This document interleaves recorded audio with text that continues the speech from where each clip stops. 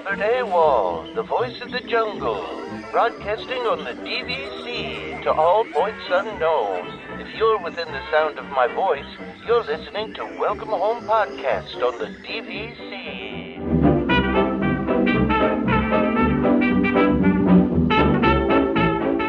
Hello and welcome home. Thank you for joining us on episode 155 of Welcome Home, a Disney Parks and Vacation Club podcast. I'm Tom. I'm here with Trevor and Damon. What's going on, Derek made us late. Yep, Derek made us Derek late. made us late. Oh. Just get it out there in the open. Shade right off the bat. Wow, just already started throwing fire. Derek, as in Derek from DVC Resale Market, and we'll explain why in a few minutes. All right. But how you guys doing? What's up? How's it going? Yeah, pretty good. Good, I guess. Yeah. All right, look, I had a few things I wanted to chat about. Let's talk about it. So, and then we'll introduce our guest. Yep. So the first thing was it's kind of been weighing on me a little bit, just, Christmas spirit, right? Holiday spirit and things like that. And, I was a tad, I don't know, I'd say maybe a little bit disappointed in myself. So I was at Lidl, right? Lidl? Is that where I was? I was at Lidl. There was an older lady in front of me and she said, do you want to go first? 'Cause she had a ton of stuff. I mean, like a ton of stuff, but I was off, so I didn't necessarily care. So I said, no, of course not. You go ahead, take your time. I'm not in a rush. And then when we got to the end, I guess because she had so much stuff and I really wasn't paying attention, I stuck my credit card in by mistake first. And then it was her bill was $120. So I pulled it out real quick, right? And I was like, oh gosh, no, that's not me, right?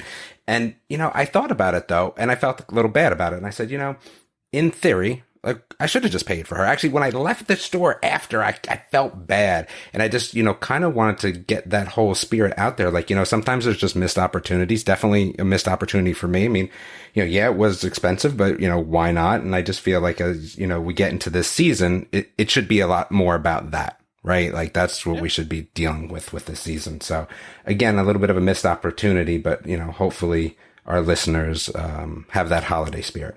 So that was just a quick little side note, but really what I wanted to talk about, which is what I've been doing for, I want to say, I think I'm at 40 hours. It took me to do this mix book. So I know Trevor was asking about it beforehand. And it's kind of like a Shutterfly thing, right? Where you create a book, but it's a little bit more, I don't know, it's higher quality, I guess. Right there was actually an option for a leather-bound edition. I was like, no, I don't need all that. But for everyone that's always looking for presents, or as you have kids that are kind of getting older, what I did this year is my son's senior season, playing soccer. And I went to every game. I took 9,000 pictures, I think. 9,000 pictures. And I have to give a shout out to Charles Mary. He definitely helped do 2 pictures that I really wanted in this book, and they came out phenomenal.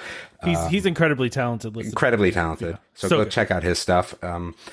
But I wanted to say that putting it all together, I ended up taking all the scores. I actually, after every game, I took notes so that when I went back, because there was 24 games, I went back, I could write little notes in the book for each of the games on how he played. And like I said, I took pictures of the whole team, but again, a lot more of my son than the rest of the team. And all the parents were just ecstatic.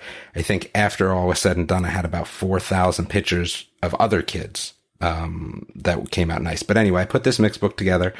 Gosh, it wasn't cheap. It ended up costing high hundreds, right? With crazy 70% discount from Black Friday, but it's all done. It looks like it came out great. I was totally looking forward to it. So everyone that has kids that play sports or maybe band or even whatever other things, maybe, theater, going through that senior year and taking all those pictures and kind of trying to attend everything, it makes for really good present the next year, maybe a going away present for college, but just in general. So want to let everyone know that came out great. I loved it, and it was an experience. I did not miss 1 minute of 24 games. It was crazy. Wow. Long season. That's great. Yeah. Yep. So that was it. Now I'm done with what I want to my 2 intro things. Your 2 intro things up front. Go ahead, Trevor. I really like that's a great idea, Damon. I honestly, I've got a couple of years before my son hits that high school point, but yep. You got me thinking now. So thank you. Yeah. And I'll tell you the truth. My wife said something to me. I said, no, this isn't an afterthought. This is you have to plan this. You have to be ready for that year. And Trevor, I can tell you what it was also nice at the end of the book. I had some pictures from JV and last year varsity. And then I had a page where I had 1 picture from every year he played soccer. I put that in the back. So nice. It all came out nice. Yeah, it was a lot of work, but I was jokingly, I was saying this could be my artistic, I don't know a good word for it. It might be the best thing I've ever done artistically and will ever do. Flash might have of been this. brilliance is the This term. might have been it. So Yeah.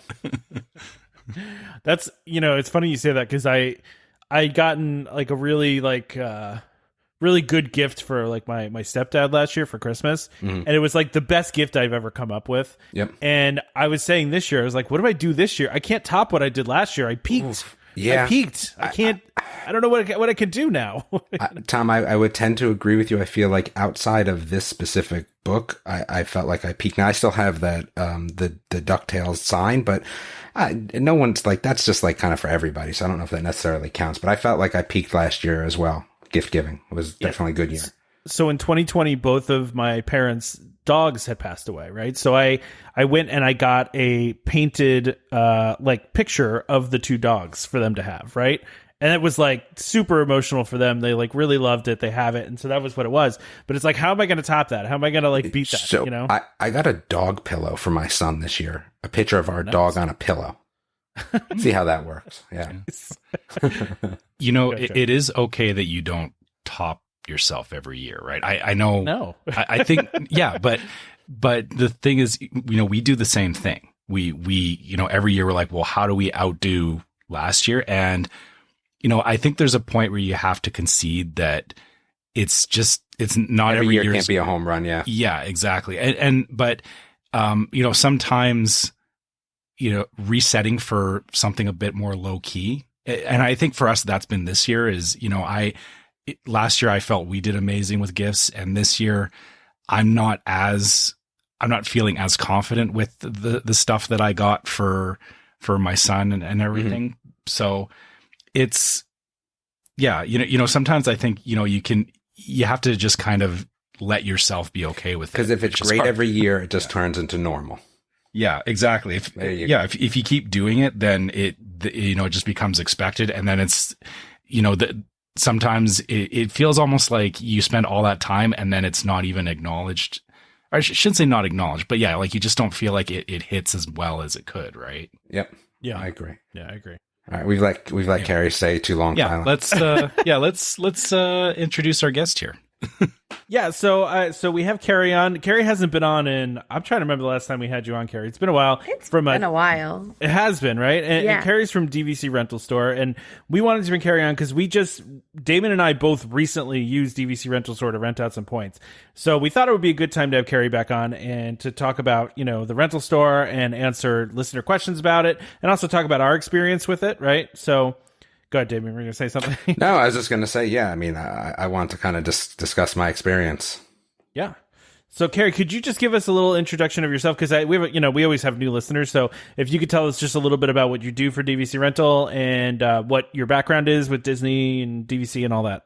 Absolutely. Well, thank you, first of all, for having me back. I think the last show I did with Welcome Home was probably closer to the middle of the year. And suddenly it's Christmas. I don't know how that happened, but I'm thrilled to be back with all of you. And thank you again for having me on. So I've been with the DVC Rental Store and World of DVC now for an entire year. But I was part of the Walt Disney Company for 20 years. Plus, I had done a college program back in the 90s, but I came back full time with the Walt Disney Company back in 2000 and had a variety of positions from I worked with Disney Vacation Club as a sales guide for a time, which is how I met Nick and Derek and Marissa. I also was a Disney recruiter for the college program for 8 years, so I got to travel all around the country and recruit the great college students that are going to come and kind of be the next generation of Disney. I was a Disney ambassador in 2008, which was, everyone always says, what's the highlight of your 20 years? That's by far the highlight. And then I ended my career with Disney working with Club 33, and I was a sales manager with Club 33 here at Walt Disney World as it kind of broke ground and just started. Everybody knows, I think, Club 33 out in Disneyland. And for whatever reason, Walt Disney World just didn't have a Club 33 until 2018. And so I was able to help kind of lay the foundation and the bricks for that new project. And I was part of the 2020 COVID layoffs. There was 28,000 of us that were laid off from Disney. But for me, a lot of people were very sad during that time and very heartbroken. While I was really sad, I was ready for kind of the next adventure. And so it was hard, but I also got a phone call from Nick Cotton pretty quickly after that. So I can't say I sat too long kind of, in a pity of sorrow, because then I came here, and it's just been the most amazing year, literally, that I've had in the longest time, getting to do meeting you guys and doing everything with the rental store. And I've had a little bit of a change of positions now that I don't think you guys know just yet, but I've taken on a bigger role with World of DVC. Thank you. It's super exciting. So I still work with DVC Rental Store, but I took on a role with World of DVC as the director of staff education and development. So a lot of leadership training, a lot of development, kind of taking people from good to great and taking the company from good to great as well. So what I love about it is I really can have my hand in the rental store, resale market, the Monera financial team, and really get to know everything that people are doing and, kind of across the board. So I've had a title change this year, and definitely my focus has shifted a bit, but I still stay very much ingrained in the rental store. So really any rental, I'm still the DVC Rental Store brand ambassador as well. My title fits on like 2 pages because it's very long. It's a very long title. That's great. Thank you. Yeah, it's been a great year. It really has. And I just I love this show because I love that you guys, we were chatting before, how, you and Damon both use the rental store and to share your experiences. And I think that, when I heard about that, I said, oh my gosh, that's so great, because I can talk it all day, right? But it's better if you guys talk it too, and from your actual experience. So once again, thanks for having me on. No problem at all. I think that was kind of what we wanted to do. At least I know that before Tom had actually gotten his sold, I kind of knew I wanted to wait until after, we went through that process. Because one thing is, I'm sure as all the listeners do know, I'm going to explain exactly what I felt during the process, right? How it went for me. And I think that's the realness kind of going through something like this. I can't speak for Tom. I don't know about Tom and how he would go about doing this. All right. So I'm going to go through the process, and there are definitely some questions that I have through it that kind of just, I didn't really ask at that point because I knew we were having you on. But, Sure. First and foremost, I want to say, it was really easy, everybody. Like, I was definitely not the sort of person that, again, I'm lazy in general. Like, I just don't want to do stuff. Right. So it was definitely easier than I thought to get through the process. There were a few things I did have questions on, and a lot of things that I really enjoyed, that kind of how they went. And I think that people would be not necessarily think that's the way that they would go. So for me, I emailed Kerri first, right? I'll be honest with you, right? That's how I started the process, right? A little bit different than everyone else. But, one of the things that we want to do is make sure that, they were aware of the fact that, I was going to speak on the show. I think that's just a courtesy more than anything. And again, it doesn't hinder what I'm going to say. And everyone that listens knows that. So it was more of a courtesy to just let them know. What I will say is I emailed pretty early. The rental store is really nice by not being pushy. But I would say that for me, I wish they were a little bit pushier in the beginning when you first sent that initial email. And actually, one of the emails, was that you guys don't want to be pushy. But It made me languish, right? It made me just sit on it. And I kind of wish that wasn't the case. But I know that you're kind of in this spot of, hey, we have to be, nice and courteous and make sure we're not too pushy. But I almost wish you were a little bit pushier. So I sat for weeks. Damon wants to be annoyed. He wants to be annoyed enough to do something. I don't even know if it's annoyed enough. I just think that, when it's your first time, I think that there's this kind of feeling of, oh, do I want to do this, and how much effort and work is it going to be? And I kept on going, oh, I don't want to do it. Oh, I don't want to do it. And honestly, the process was super easy. So I wish that wasn't the case, but everyone was so nice and not, pushing me. And I wish there was a little nudge there. Anyway, so once I finally decided that, okay, maybe I really should do this, it was pretty close to Thanksgiving, closer than it probably needed to be for me to start this process, but it all worked out well. So, when you go in there, I know that there was a question that we're going to talk about later, but, you put in your dates. It's pretty easy. You just kind of go on your, your DVC account, get all the information you need, go over onto your site, sign up for the account, and then put in all the information from your reservation. I was doing a reservation, not points.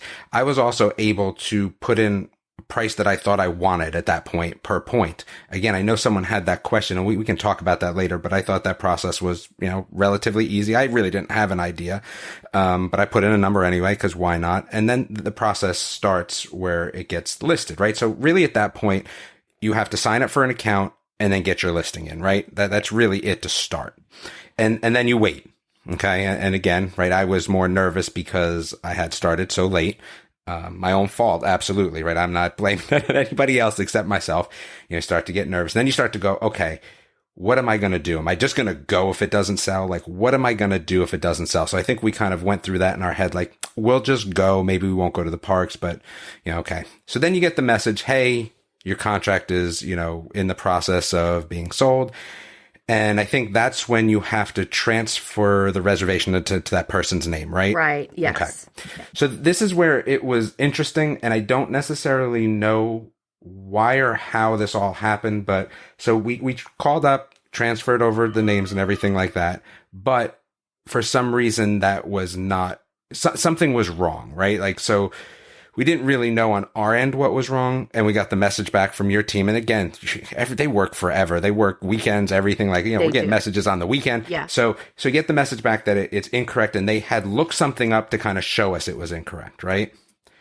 So that was fine. The only thing I would say there, I don't know if that, like, what they looked up to know that it wasn't correct, is that a tool that everyone has access to or not? What was it that was incorrect? Was it the points? Was it the night stay? No. So actually, it was when we transferred it all into their name. The problem ended up being, so I'll tell you what the problem was, and then we can kind of go back. The problem was we still had tickets linked to the reservation. Yeah. Okay. So that was something, I guess, one of your team members sent us back a message and was like, hey, call them back up because it's not fully correct, and they had said that they had checked something on their end and that it wasn't fully completed. Right now, we found out later that it was that we still had tickets linked to the reservation. And when we called back up Disney, the lady that we got the second time was like, oh, I see what the problem is. No problem. And she fixed it.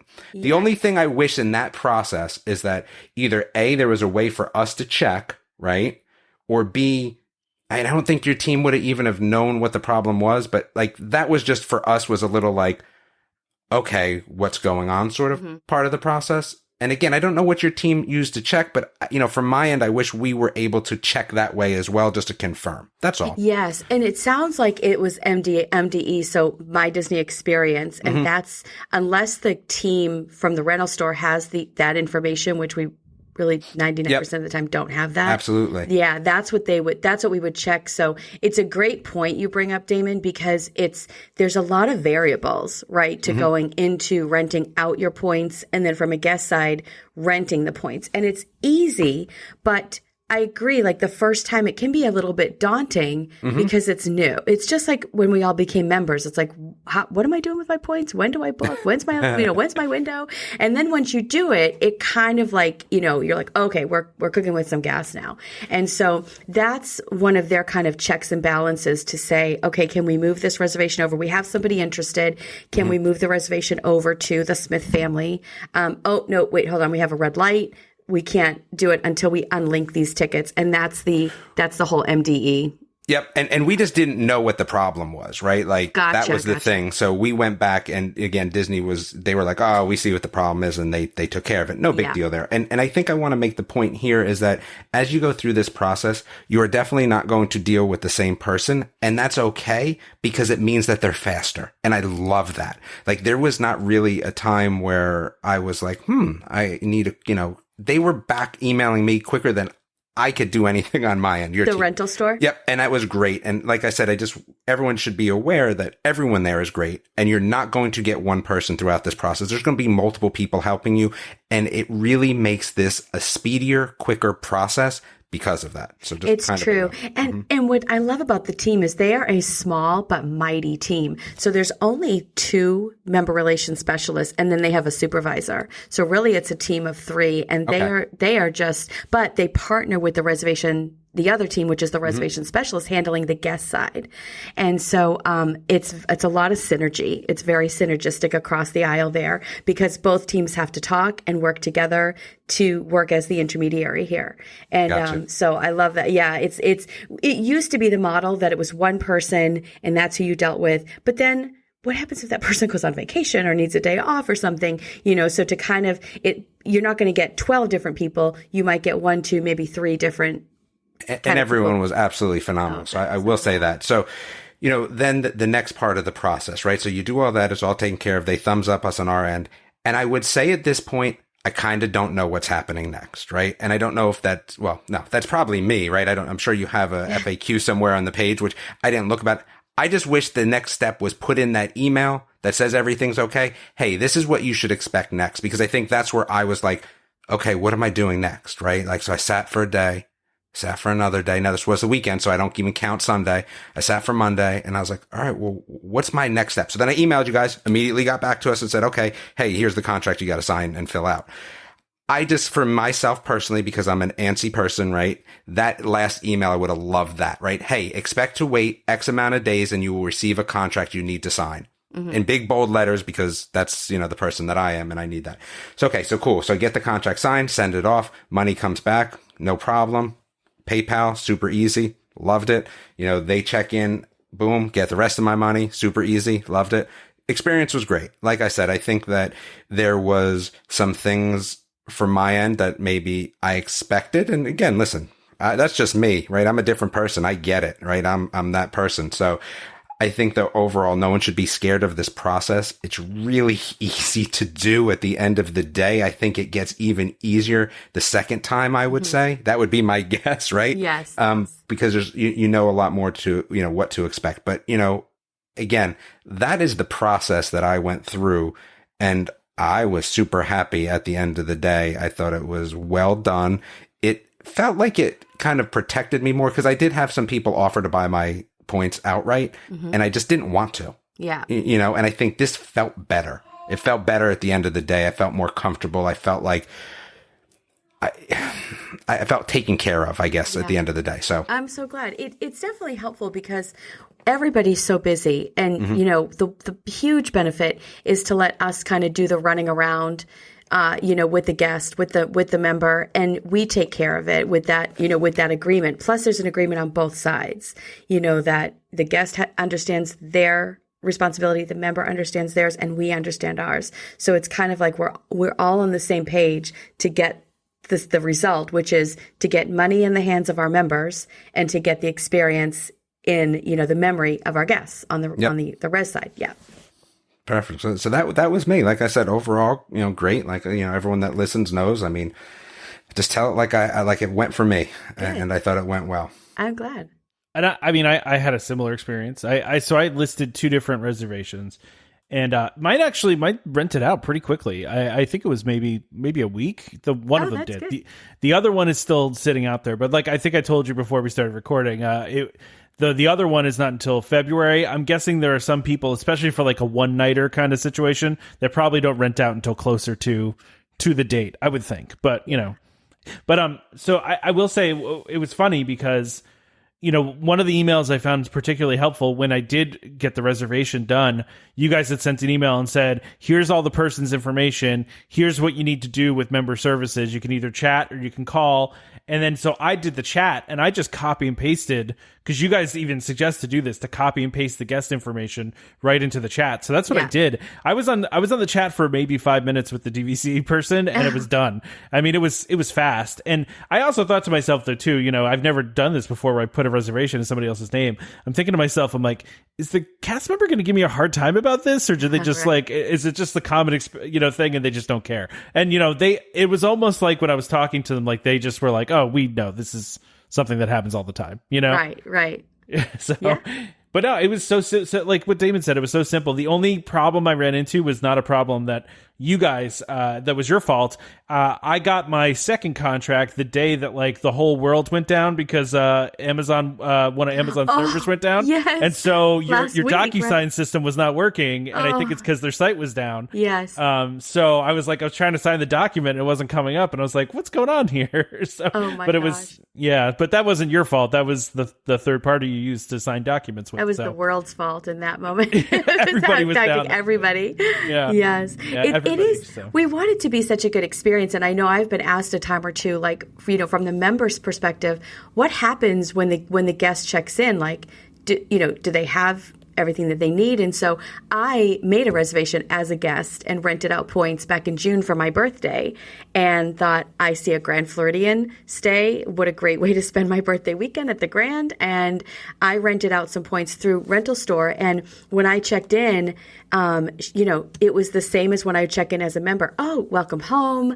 So nice to have you back again. Like, there was no like, oh, I see you rented out points or anything like that. She didn't know anything. And then we stayed at the boardwalk as well and had the same experience as a guest. So DVC is, it's happening all the time that people are switching out reservations because of just life. Sometimes you can't go. Sometimes you want to go a different time, so you have this, reservation that you're going to switch it over. And I know we have a question kind of coming up about, sort of using this as a side hustle, sort of. But, Disney rents out points. Like, nobody, they do it better than anybody, because if it doesn't, if the members aren't going to book, say, Saratoga Springs, they've got some rooms available, they're going to send that over to the guest to pay cash for. And so it's just, I think it's the best of both worlds, where again, the members get the cash instead of losing points or having to stress about what to do with them. And then the guest side of it is you get this amazing villa that's like 40% off of the regular standard rate. Yeah. Kerri, we talked about this 2 episodes. I'm going to ask an opinion question for you. Yeah. We had somebody ask us what would be the best Grand Villa experience that you could think of? Like, it was something like that. But what if you had to pick any Grand Villa at any resort? Which Grand Villa are you picking? So we everybody loves to play that game, this or that, and if you either pick this one or this one. I'm terrible at these games because I can never pick just one. So I've never. Okay. Me as experiencing Walt Disney World, if I had to pick a Grand Villa, it would be the cabin at Copper Creek. And I don't know that qualifies for a Grand Villa. I think it does, though, because it's pretty spectacular. So that would be my top choice, and with a close second. And I say close second only because I've never been to Aulani, but I think the Grand Villa at Aulani has got to be just amazing because of that view. No, I mean that sounds good. I'm with that. That sounds good. We were talking a lot about the one at Bay Lake just because you can see the floor to ceiling windows. Oh yeah, that's a good one too. See, it's so hard because I think the Grand Floridian. I'm like, well, that was so beautiful. Yeah, it's impossible. These questions are so hard because there are so many great ones. Even Saratoga. Saratoga gets such a bad rap sometimes, but I do love that villa. I always think of a Thanksgiving dinner in the villa at Saratoga. Like, it just feels very. I'm from New England. It feels very like fallish to me over there. Very homey. Yeah. Mm-hmm. So yeah, it's hard because there's really no such thing as a bad Grand Villa, right? Yeah, exactly. Right. Yeah, you can't go wrong with a Grand Villa somewhere. Yeah. Right. So why don't we go ahead and get in the questions? Trevor, you want to read the first one? Yeah. Yeah. So I have a question here from another Kerri. So I see that. Yeah. So yeah, just not to confuse. This isn't Kerri asking herself a question. Right. But Kerri asks, what are the options if desired dates aren't currently available? Is waitlisting possible, or do we have to stalk and jump? Yeah. So, hi, Kerri. That's a great name, first of all. I think she's asking, well, I don't know if she's asking from the guest side or the member side, because there's 2 different ways to answer this. I think she's asking from the guest side. From the guest side. Okay. Yeah. So from the guest side, we don't offer a wait list. And the reason why we don't offer a wait list is because the inventory can move so quickly, as well as the member can pull the reservation back. So we have seen that. They let us know and we remove it. But it could be a moment where something appears available. At that moment, the member has written in and saying, oh, take down my Polynesian because we're actually going to use it. And if we've waitlisted you and you say, oh, good, it's here, it could cross. So it's a very delicate path, first of all, with a waitlist. Do we have to stalk and jump? Kind of, because the best thing you can do is to continue to look at the dates, and have some flexibility with your dates, with DVC Rental Store, and have some flexibility with where you want to stay. So, for example, my rental that I rented out in June, I wanted to be at the Grand Floridian on my birthday. Well, I wanted to be at Disney on my birthday, but the Grand Floridian trumped the date. So the date of my birthday is June 21st. I couldn't get the grand stay on that night, but I could book it the 19th and 20th. So I was like, well, I can wake up on my birthday at the Grand Floridian instead of stay over on that night. So for me, it's always about just being flexible, and saying which is more important, the date or the resort. Because if it's the date, then, just continue to look, continue to, keep refreshing that page and whatnot, playing around with it, because we do have members adding things every single day, to that confirmed reservation page. And I would say too, because we have the confirmed reservations, versus kind of like find a stay where you're just saying, hey, I'd like a stay at the Bay Lake Tower for 3 nights. That's a little bit more of a riskier way to go, because then we have to match somebody with those exact points versus someone saying, hey, I have a Grand Floridian for June 19th and 20th. And then it's up to me to say, okay, I'll take that one because it's where I want to be. And it's on the weekend. So it is a bit of a stalk and jump, but, like I said, kind of assess what's your most important in that moment. Yeah. And, go ahead, Trevor. I was just gonna, that totally makes sense, Kerri. It's, I get why you can't waitlist it. And I totally agree that it's, prioritization, I think, is the hardest part because, right. Sometimes you want both, right? But you have to really think about what matters more to you. Yeah, it's true. It's true. And for us, for the Grand Floridian stay, my birthday fell on a Monday, which is a bit of a bummer when your birthday's when it's on a Friday or Saturday, it's like, but so it was on a Monday. So I thought, well, it's a great way to start the week out. And we did a cabana over the weekend. So it was like leading up to my day, like to the day was like fantastic. And then checking out, I was like, oh, this is a bit of a bummer to leave on my birthday. But I was like, it's a great weekend though. It was really, really special. Well, and Damon would have approved because you still could have used your golden birthday button. Oh, yeah. Oh, and I did. It's true. Well, you just reminded me, Kerri, of how much was that. I did one night at one of the cabins at a Copper Creek, just a couple weeks ago. But I only did one night, and so like it was just it was hard to come there and spend time in there and then leave the next day.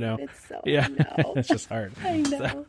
So, but to your point, though, that's kind of what I did. Initially, when you set up your account on DVC Rental Store, you do it as like you're renting it. You put out what points you have available, right? And then the advisor came back to me and was like, "Well, you should probably do a confirmed reservation. Like, go try to grab a reservation because you'll have a better shot of getting that rented out than just your points because those points are going to expire." And I had already done that, so like I had already went and just found some random nights that had worked with what points I had available. Yeah. And then listed those instead. So, but the advisors are very helpful that you have. So thank you. And I was just going to say that they're such great, they're pointologists, as we make that name up, like they're just masters at what they do. So they've sat on the phone many a time with a member looking at availability themselves and saying, you could do this and this or that or this, and really kind of putting this puzzle together. So, I appreciate Damon's, kind of saying, I kind of wish there was a little bit more of a push and I wish there was a little bit more of a communication. That's all really great feedback. And if you want, to have somebody who you can really talk to on the phone, I'm a phone person more so than an email person. Other people are not. Other people are like, don't need to call me, just send an email. They absolutely can pick up the phone and call you and kind of walk you through and really make recommendations to say, you'll get the most value if you book say Saratoga Springs for 6 nights over this day versus a Bay Lake Tower for 2 nights over this day. I mean, they just understand kind of the maximization of the points. Great. That's great. Yeah. Yeah. So, go ahead, Trevor. Do you want me to read Amy's, or you? No, want I'll do it. I mean, you guys were talking for a while there, so yeah. You talk some more. Yeah, exactly. So Amy asks, we're planning on using our 2023 points to rent out to pay for a Disney cruise. We would get our points on February 2023, but could book 11 months out. When do they recommend that we contact them to put it up for rent? And she says in brackets, we already have the cruise book, so we probably wouldn't be using it for the cruise swap program that they have. Yeah, that's a great question, Amy, and a smart way to add, to the budget of your cruise. So I would suggest the minute you get your points in February of 2023, whenever you have them available, I would start, you can give us a call or do it online like Damon did. And then, book, and also do that confirmed reservation. So make a confirmed reservation with your points that you're wanting to use, and then give us a call and we'll list it for you. And then, just like I think Tom said, he got paid pretty quickly. Then once it's rented out, then we just send you a check for the amount. Yeah, it was like you get 75% after it gets picked up, right? And then you get the other 25% at check-in. At check-in. So it was like I said. I mean, it was easy. Once I signed the second contract, I just got an email from PayPal all of a sudden that the money was sent to me. So it was a quick process. So it's very quick. Yeah. Can you explain the cruise swap program? Because I don't know a lot about that, and I saw that mentioned, and I saw it on the website, but I didn't really look at it, and I'm curious about it. Yeah, Cruise Swap is so great. So Cruise Swap is pretty much just what Amy's doing. She just didn't do the cruise through the DVC Rental Store. So basically it's doing exactly what she's doing, saying, here's my, say, 200 points. I want to rent those out. I've made a reservation for, a week or whatever at the Bay Lake Tower. Let's just hypothetically say we rent those points out. And then we also take care of booking the cruise. So if our guest says we want to do a 3 or 4 night or 7 night cruise for 4 people in a veranda, we will take care of booking that for the guest, and then applying the money that they're going to receive for renting out their points to that cruise swap program. So it's really, it's very one-stop shopping. And we've got our cruise agents, our experts that book out the cruise ship, that will deal directly with the Disney Cruise Line. That's awesome. Yeah, it's a really great program. Yeah, because we've always said on the show that, using, and I'm sure, there are people that disagree with this, but, I've always felt that using your points for a cruise is not necessarily a great use of your points, right? It's not a great exchange. Yeah. We've always said rent your points out and then use the cash to book the cruise. So it's so cool that you guys do a program like this. Sorry, Kerri, go. Oh, no, it's so true. When I used to sell DVC, with Disney directly, people would always say, "Oh, can I use these for the cruise ship?" We would say, "Oh, don't do that. Let me show you why. You're going to spend so many points on a cruise." The best way, if you've been a member for 30 years and it's well paid off and you've got a ton of points and this is the way you love to use your points, that's different. But if you've got 200 points a year, say, and you're pretty new and you're still paying off your membership, cruise is not the way to use your points unless you do the cruise swap, because then your points are being used and you're using the cash for your cruise. And it's kind of the best of both worlds. I also have to say, you guys are going to laugh at this. I just went on the site just to look at the page about the cruise swap. And I every time I'm on your website on the homepage, I can't help but just constantly play with the little pixie dust coming off the cursor. The pixie dust cursor. I know. The pixie dust cursor is excellent. Yeah. Just even if you want to click all around. It does. I wish it was on every page. Yeah. I'm pixie dusting the monorail right now. Okay. So anyway, let's see here. So do you want to do Joe's question? Yeah. So you talked before about, you don't do wait lists because people can cancel the reservations.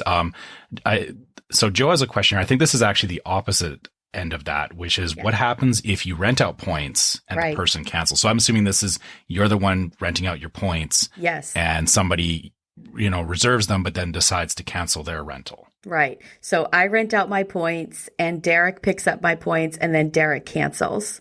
Yeah. I'm just going to throw Derek under the bus. That seems very much like he probably would, because he's in trouble today for the microphone, which I don't think we talked about that. We were late. We never explained why. Yeah, we were late today because of Derek. He had the microphone at his house. But yeah. All Derek. We still love him. But if you're looking to buy DVC resale points, go to Andy Berry or Marissa. No. Or Derek. Wow. They're all so wonderful. They're all so wonderful. I don't even think I would do that. That was pretty bold, Tom. I'm just kidding. Go to Derek. We love Derek. Even though he delayed us today. He delayed us. He is just the greatest, though. He came in, arms over his head with the microphone, and he said, I'm sorry. I said, oh, my gosh, Derek. We appreciate Derek. I'm just kidding. Derek knows I love him. Yes. He is the greatest. He is the greatest.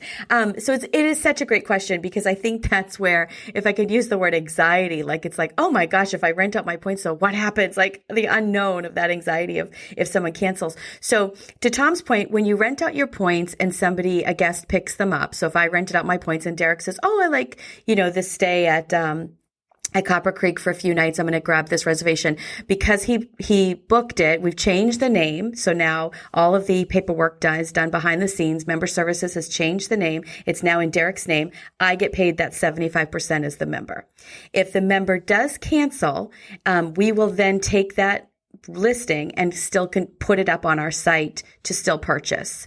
And hopefully another guest will come along and want to book that stay. We have had times where it's canceled in the same week and it's almost near impossible for it to sell. So I'm sure that people are wondering, well, what happens if it doesn't actually sell? And if it doesn't, you still keep the 75%. We just don't go forward with the 25% because you get the 25% as members at the time of check-in. But the majority of your money's coming to you ahead of time. So there's no penalty or anything like that. Okay, great. No, that makes sense. I mean, yeah, I guess nobody wants to be in that situation, but yeah. And it doesn't happen too often. I bring it up because I think it's a logical question to say, yeah, but what happens if, okay, so I've been paid. Do I owe you that money back? You don't. Do I still get my 100% payment? That you don't also, only because they didn't check in.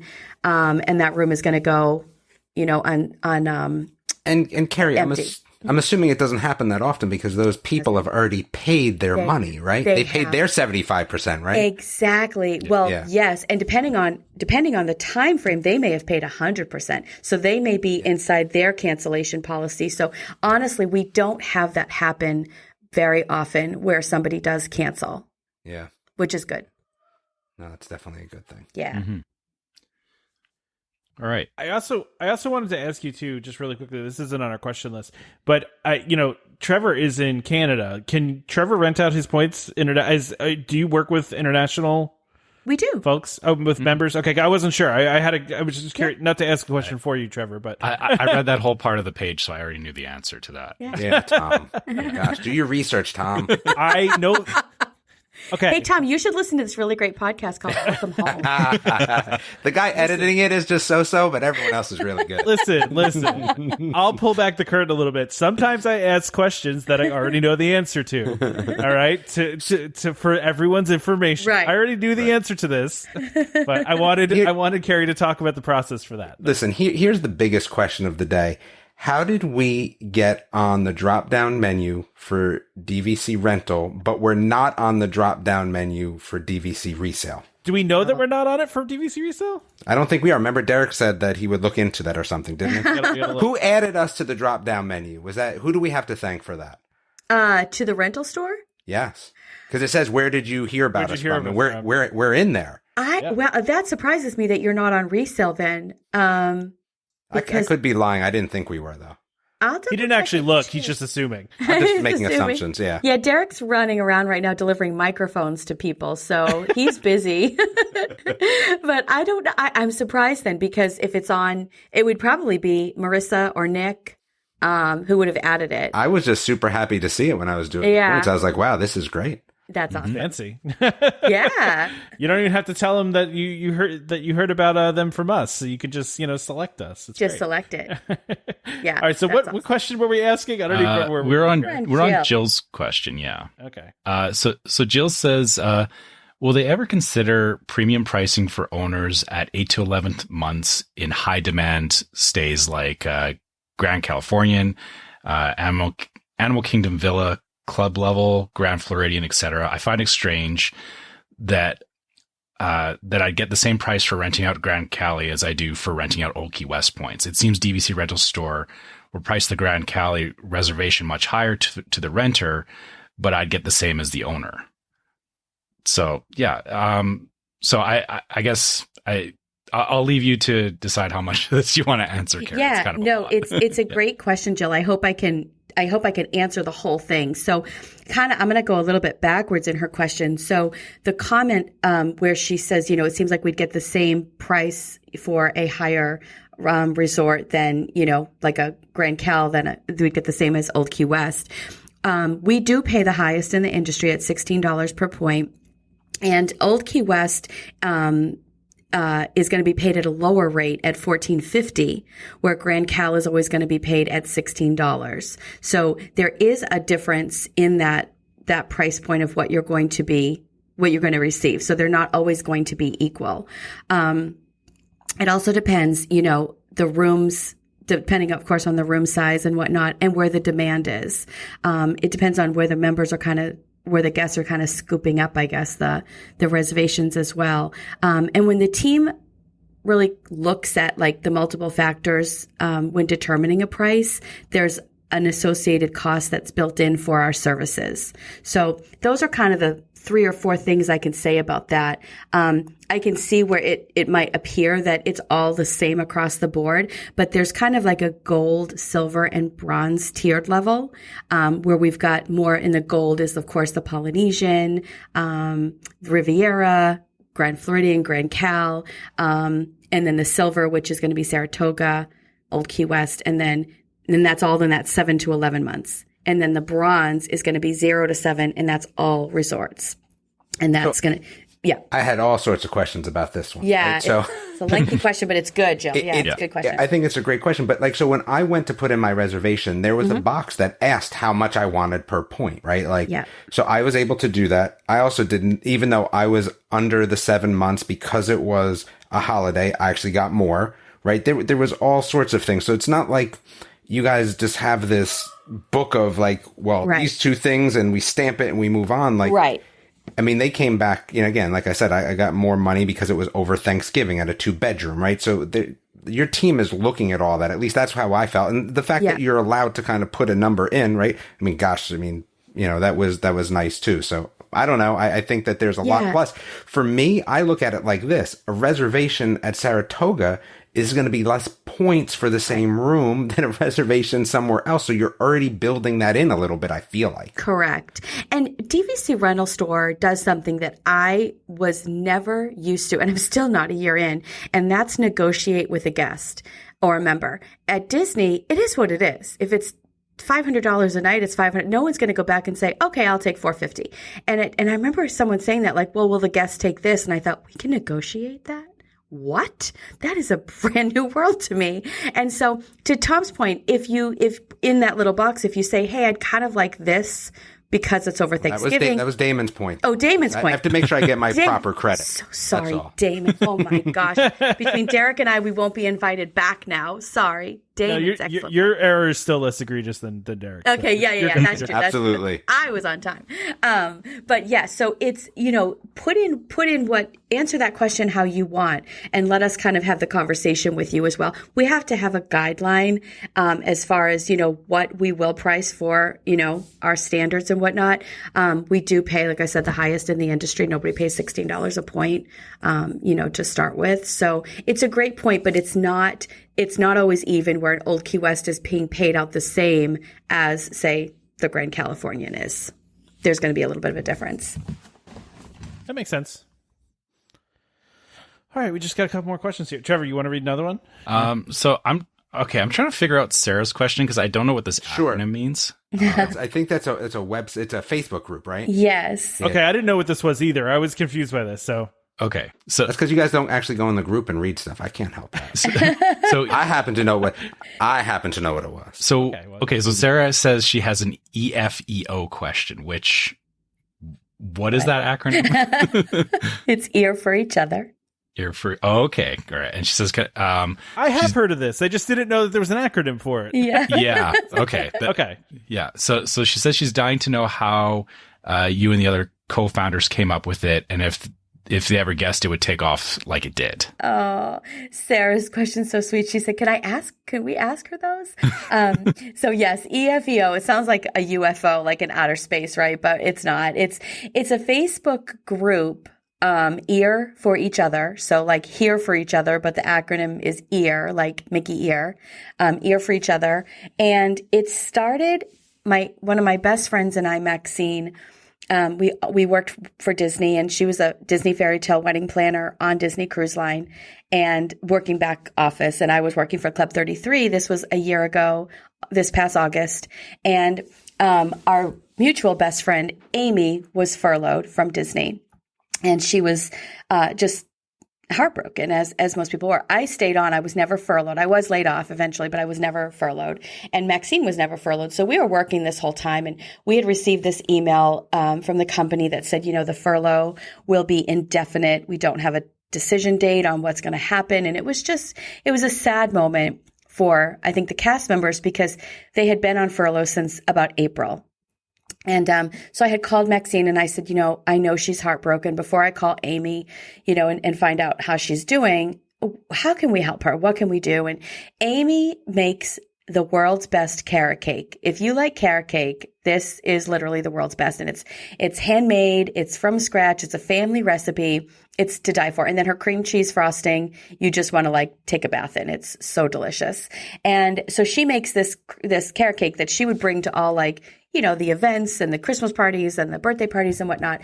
And so we said, how can we connect Amy with the guests of Club 33 or Golden Oak or, just guests staying at a resort who might want a cake, who can't get a cake right now. And so we said, let's create a little site where we can connect some people with these little side hustles, with guests who might have a need. And we came up with this concept of ear for each other, helping impacted cast members. At that time, it was impacted furloughed cast members. We did not know that the layoff was coming. We could have seen it, but we didn't kind of want to go there. And then it turned into for furloughed and laid off cast. And within the first week, we had 1,000 members. And then within the first 3 months, by Christmas of last year, we had 10,000 members. And as Christmas this year, a year later, about 15 months after the group has started, we have close to 180,000 members. We might have more than that today. I haven't checked, wow. But it's blown up. And she asks if I ever thought it would take off like this. No, never. We laugh and say it was just a little Facebook group. It was just a little idea to help our best friend who we just love so much and wanted to help her just, be able to, she's got 2 children and her husband, and her husband was furloughed as well from Disney. And we wanted to give her, just a place to showcase her talent. And it just took off like wildfire, where now there's markets all around the Central Florida area where the Ear for Each Other cast members will go and show, kind of their wares of what they do. But they not just only make things, they do car detailing, they do pressure washing, housekeeping, such talent, immense talent. And to the point where now some have been called back and have declined going back to Disney because their business has taken off in such a direction that they can't even imagine that they couldn't go back to Disney and do something that they've done for so long, because now this is their new norm. So it's been just a crazy, magical, amazing idea. And, we say that when people ask us that, we say, never underestimate the power of one little idea to say, how can we help? What can we do? Let's do this. I don't know. That sounds kind of crazy. What is it called? I guess it's Ear for Each Other. And it just took off, and it's been very impactful. So we're very proud of it and very proud of the cast members, and so thankful for the guests. The guests are just amazing. They are ordering cakes and tours. We've got one girl, Meg Patton. She does scavenger hunts around Disney, where she'll write a whole story for your family, and you do a scavenger hunt. Combine that with a T-shirt maker who's got your family's, name on your T-shirt, and then go back and have some of Amy's carrot cake. It's a great day at Disney. I've also seen like a Bibbidi Bobbidi Boutique. Yes, people going. So you just basically, by creating this Facebook group, created a whole bunch of small businesses around the Orlando area. Right. Yeah. Right. Which is amazing. It's amazing. Yeah, it's really amazing. And I love, like you said, I love the fact that, something that seems so small just blew up the way that it did. Right. Yeah. It was a need that we just hit right at the right time. And we didn't even know that people needed it. But we just, we were so fortunate to be working and trying to keep the lights on at Disney. And seeing our friends just say, I don't know that I have a purpose right now. My purpose is to make magic and to be there for the guests, and I can't do that any longer. And this gave them an outlet to be able to create a lot of magic for the guests and for themselves and for their families. A lot of people said to us, "This keeps the lights on for us." We don't have another we don't have a backup plan. We didn't know what we were going to do. There's wreath makers and, like I said, T-shirt makers and soap makers. And I mean, just the talent. And then combined with the Disney service that we've all been ingrained with, for as long as you've worked there for. I mean, it's stellar. These people are just, I've had my car detailed a couple times. I've had candy brought to my house. It's been an incredible experience.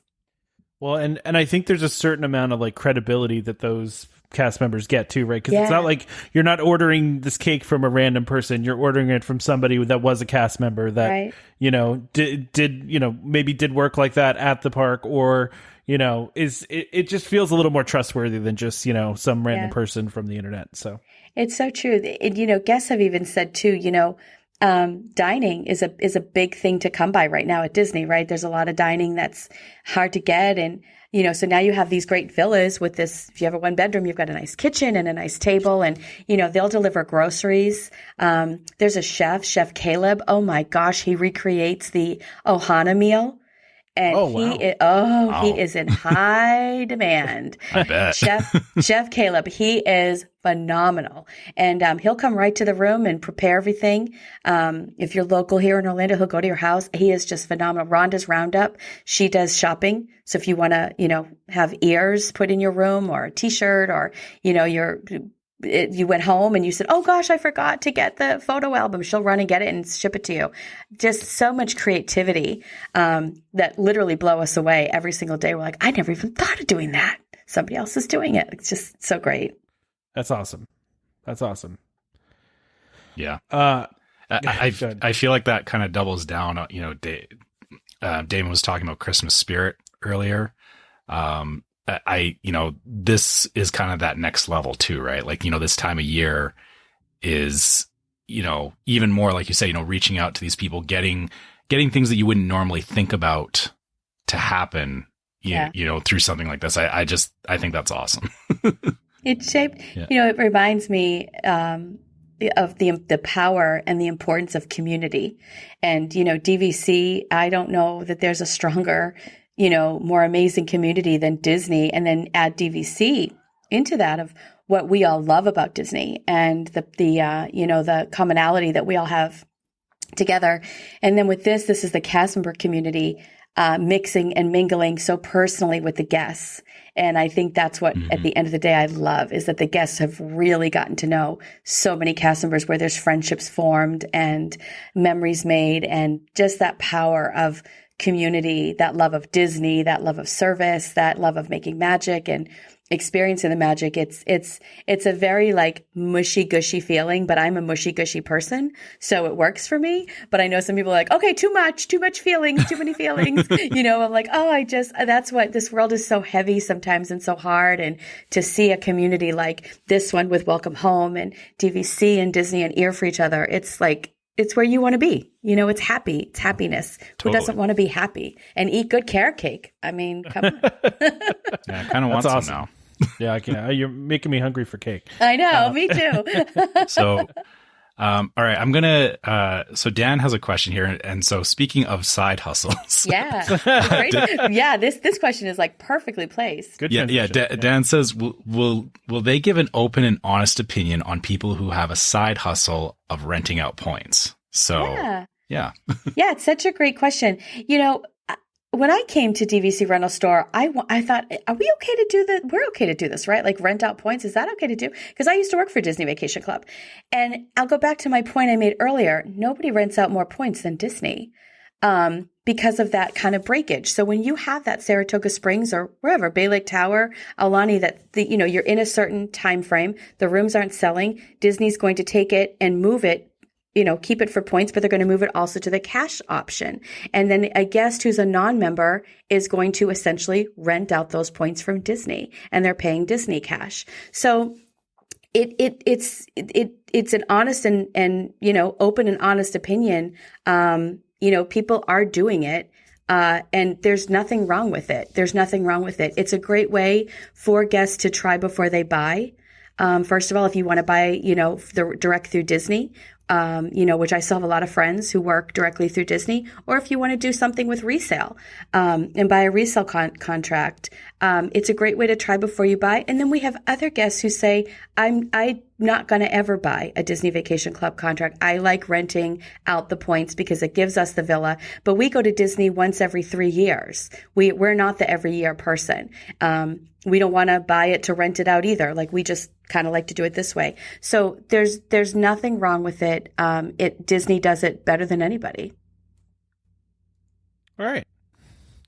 I had a question that I put on here. Mm-hmm. So what's the rental market looking like right now? Is there high demand for rentals? Because I know when we had Derek on, there was a point that they really badly needed contracts and, because they were just selling so fast. So I guess my question is it a hot market right now for renters, or are you needing confirmed reservations? Like, What's the market look like right now? The market it's hot right now for guests wanting to rent points through Disney DVC Rental Store. But we always could use members renting out their points because that's, you don't have one without the other. And so the more contracts we can get in to rent out the points for those guests, those members who aren't going to use their points, who might see them expiring, the better. But we are in a good state right now where we have a kind of an abundance of both.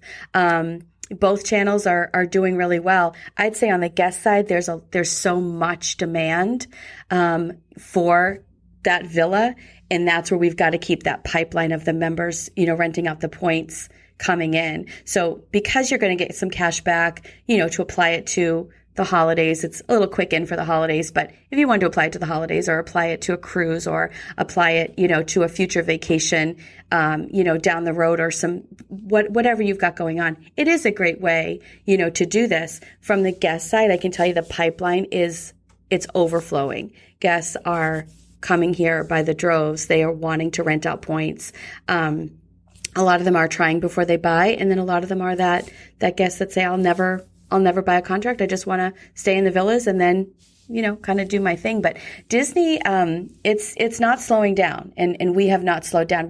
2021, I almost said 2019. Oh Lord, that was 3 years ago. 2021 has literally been our best year in the past 3 years. Oh wow. It's been amazing. That's great.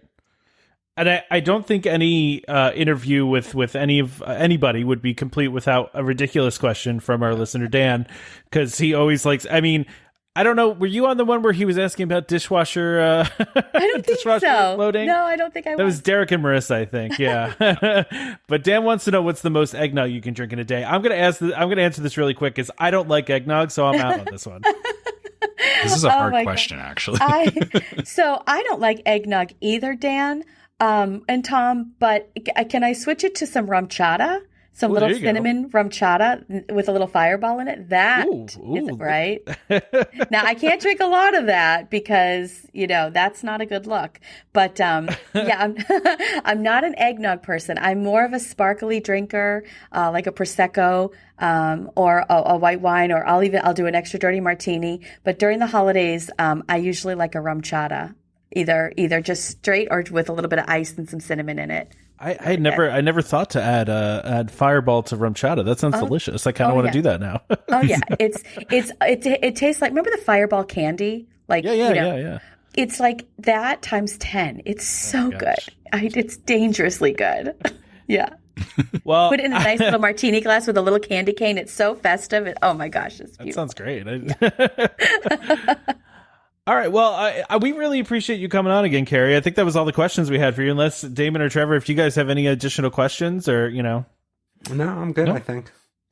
We really enjoyed having you on, and we really appreciate your time, Kerri. It was great to have you. Thank you so Thanks much. for coming on. This is always a great show. I love just chit-chatting with you guys, and you always have the best questions, so from such great listeners. And so I just really appreciate the time, and thank you for inviting me. No, thank you for coming. We appreciate it. Yeah, it was great. And, anytime we'll be more than happy to have you back as much as you want. Thank you. Exactly. As long as I get my microphone from Derek. That's right. And I don't hold the whole production. We'll put that one on Derek. My whole thing is I feel like everyone should just have their own microphone. The fact that he's running one around kind of hurts my feelings a little bit. That's probably the best feedback of the day, Damon, in all honesty. There we go. Kerri, would you want people to reach out directly to you, or would you, if they have questions, or is there contact you want to give? Definitely. So you can certainly reach out to the DVC Rental Store, which is dvcrentalstore.com. And then if you want to reach out to me directly, my email's changing a bit right now. So I'll give you my new email because I had that role switch. So I'm Kerri at worldofdvc.com. Great. So thanks again for coming on, Kerri. We really, really appreciate it. Thank you. All right, so Trevor, you want to go ahead and do our ad for DVC Resale Market? Yeah, so just go ahead and do that. Yeah, we've been talking to DVC Rental Store, but DVC Resale Market, a World of DVC company, is the leader in the DVC resale industry with 13 former Disney Vacation Club guides and 3 former Disney Vacation Club quality assurance managers. If you're thinking of buying, and only DVC 2 microphones for some reason, but go ahead. Yeah, we'll ignore that. If you're thinking of buying DVC, browse the largest selection of DVC resale listings anywhere with DVC experts on hand 7 days a week to answer your questions. If you're thinking of selling, turn to the friendly professionals at DVC Resale Market, where over 98% of listings sell within 30 days. In 2020, DVC Resale Market helped over 3,600 families join or add on to their memberships. Go to dvcresalemarket.com or call 1-844-DVC-PROS, that's 382-7767. And when you speak to them, please be sure to let them know that Welcome Home sent you, if we're not in the drop down already. Maybe someday we'll be cool enough to get into the drop down. Yeah. So. We probably are in the drop downs. I just didn't go far enough to see it, but it's possible. It's possible. We might ignore that if, but maybe it's a trade-off that if it's there and we don't know that, we might forgive Derek for the microphone thing. Maybe. Yeah. He just needs to get it added. That's all. I wonder if we're in the drop down of Monera. We need to look at that too. Yes. I don't know. Okay. Well, anyway, enough drop down talk. Yeah. We're going to talk about the biggest news in a while. Yeah. For DVC. Yeah, for sure. So and the biggest news for certain people. Oh yeah. Certain I guess people don't care. I mean, no, if you never get rid of your points, what do you care? That's true. That's true. Yeah. So basically the news is that the DVC has decided to end the relationship with RCI and is now going to have work with Interval International, which apparently, and I didn't know this, I'm not going to lie, I didn't know this because I haven't been a member longer than 13 years, that before RCI, it was Interval International. So they're going back to an old relationship. And from what I've seen, it seems like this is going to be better than RCI, because I think one of the problems I always had with RCI is I look at their availability and I always felt the options were kind of limited and nothing was ever available. And it seemed I don't know. like, I like my thing at RCI at Hilton Head was fine. Yeah, that's true. Yeah. You did like that, but I did look at RCI, and so trying to use it, or my thinking with it was, use it for something closer to home. And, particularly up in Alberta, Canada, there wasn't a lot of options. So I think it really depends on. Wait, but is there more options with this now?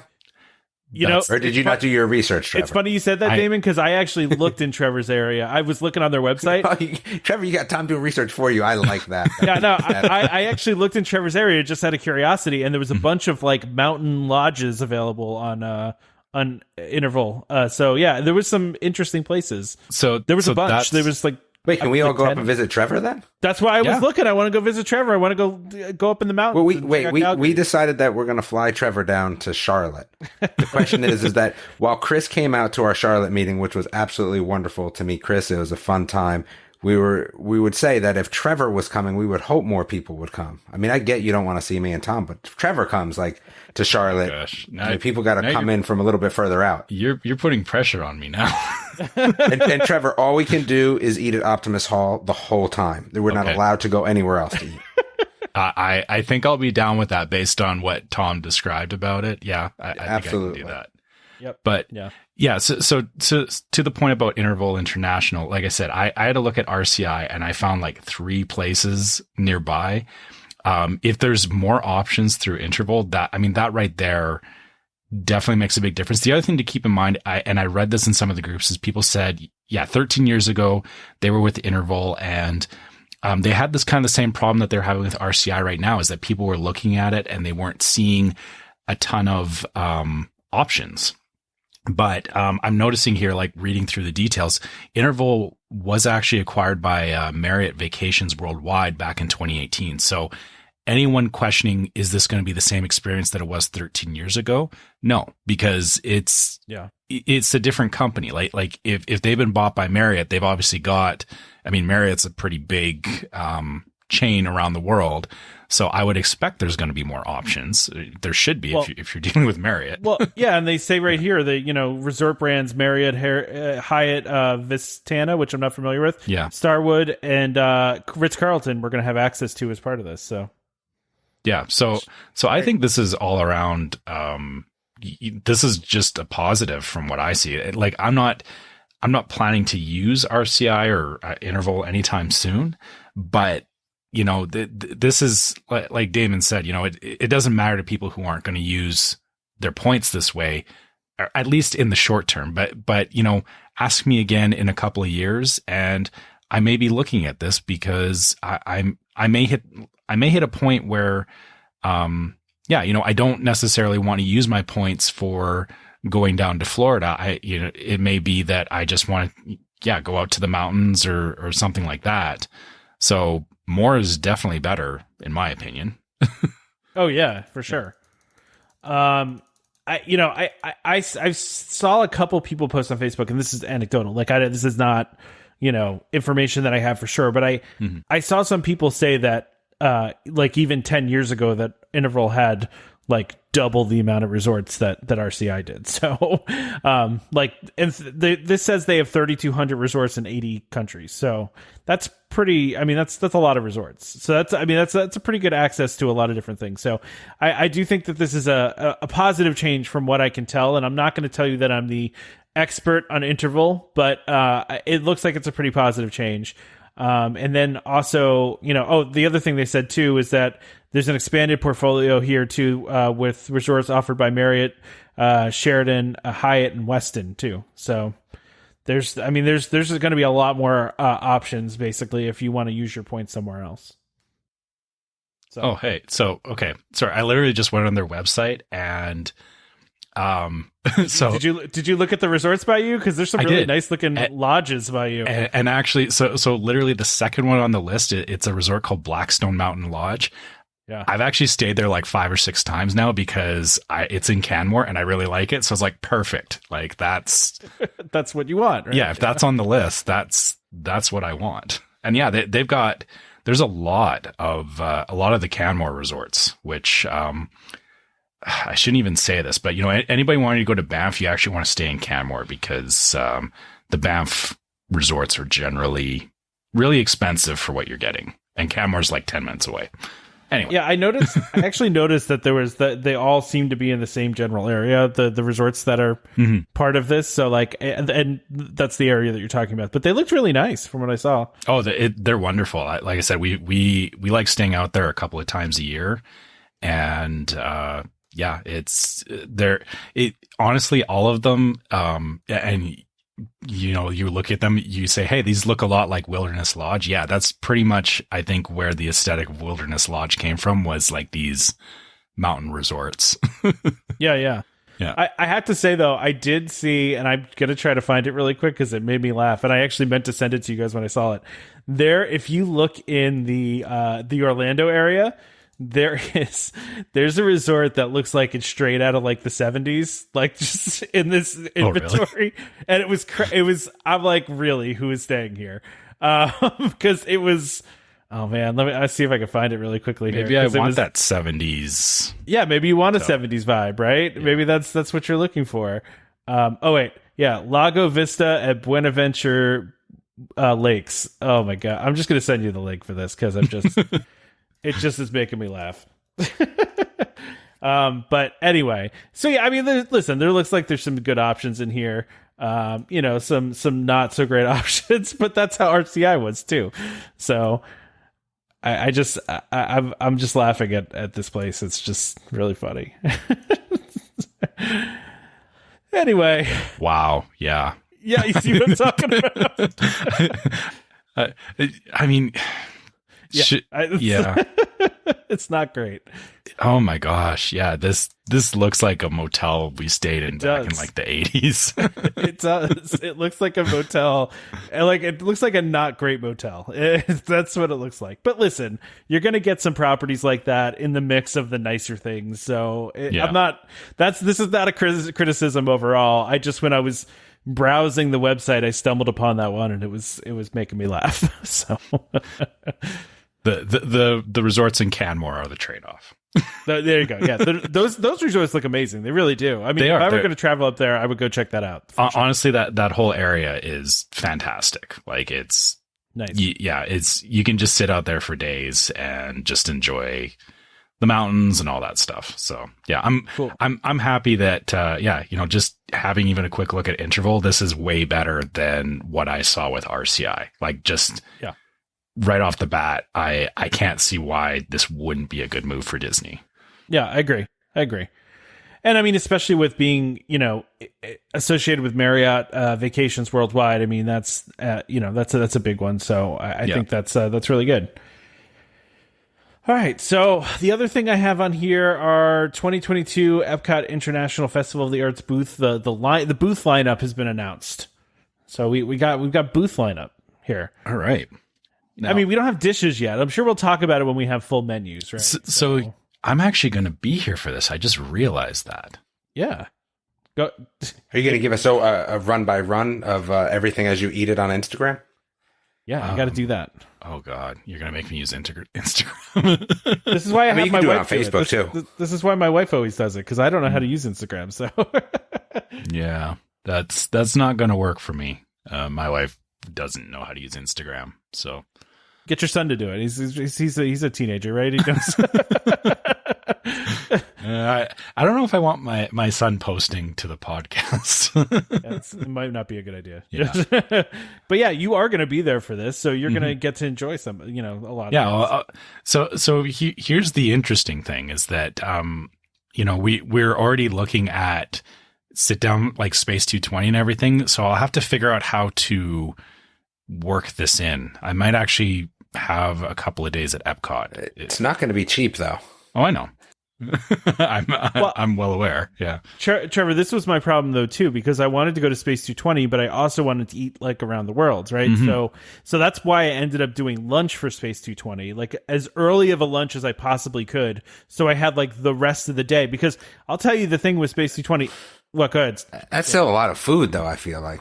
It is. They give you a lot of food at Space 220 too. And it's like I think we were there for 2 hours. It's like a long experience. You spend a lot of time there, and the portions aren't huge, but they're nice size. I mean, they're you'll be full leaving there for sure. But it almost is like you got to do Space 220 on one day and then do the eating around the world the other day. Yeah. Like I said, I'm thinking that's what it's going to be. Is normally we would do everything in a single day at EPCOT, but I think we may have to plan for a couple of days. This deconstructed dish sounds super interesting, though. Deco Delights, is that? Deconstructed dish. Yeah, the one deconstructed dish. Yeah. Rediscover your favorite dishes, fragmented and presented as never before, like a BLT, French onion soup, and key lime pie. I'm always down for key lime pie. I love key lime pie, but deconstructed key lime pie, though. It's okay. That's like a cracker with a scoop of lime jelly on it. I don't know. It's going to be very artistic. And the donut. Like I love French onion soup, but I don't love like almost choking to death eating French onion soup. So I kind of hope that's they could do something there. That's interesting. Yeah. How do you deconstruct French onion soup? A fried onion on a cracker. Everything's on a cracker. Everything's just on a cracker. Everything's on a cracker. BLT, bacon on a cracker. What else we got? I'm looking at this goshiki, the Japan one. Okay. I'm curious what the 5 colors of Japanese cuisine are, but I feel like a sushi donut sounds terrible. Yeah, I know. But well, I'm just curious. I love exploring that kind of stuff. I could probably hang out in the Japan pavilion for a long time. Canada has some beets. I love beets. Canada. Yeah, we like our beets. Yeah. Oh, is that really? Okay, so that's one they're actually representing you properly on? Well, I mean, farming in general, like it's, you know, we have a lot of, agriculture is a big thing up here. So that makes sense. Yeah, that makes sense. Yeah. I'm trying to look at some of the other. I see. Painted panda, I would go to. Wild mushroom risotto, that'll be good. I can guarantee you that'll be good. I don't do mushrooms, so. Me either, but I'm sure some people will enjoy that. I was looking at France just because I always like a good baked good. They've sweet and savory stuff.